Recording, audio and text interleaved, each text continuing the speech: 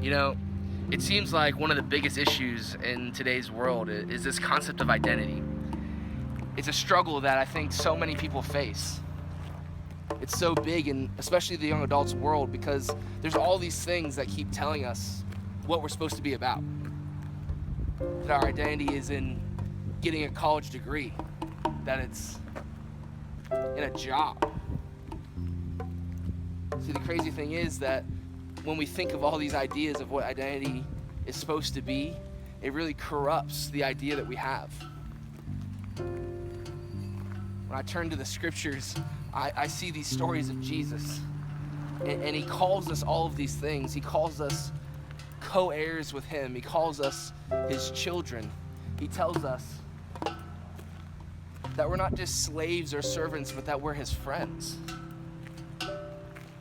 What does that mean? You know, in Genesis 1, it says that we, men and female, were created in the image of God.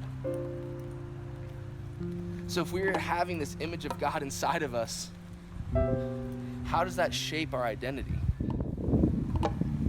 How does that change the way we look at ourselves? How does it change the way we should live?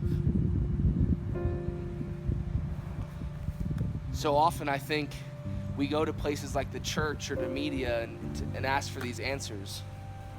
But one of the biggest issues I think we find is that the church tells us that our identity is wrapped up in things that Jesus doesn't talk about whether we're married or whether we're dating or whether we have a good job or whether we're tithing. And when you see Jesus, he says stories that are so much more powerful than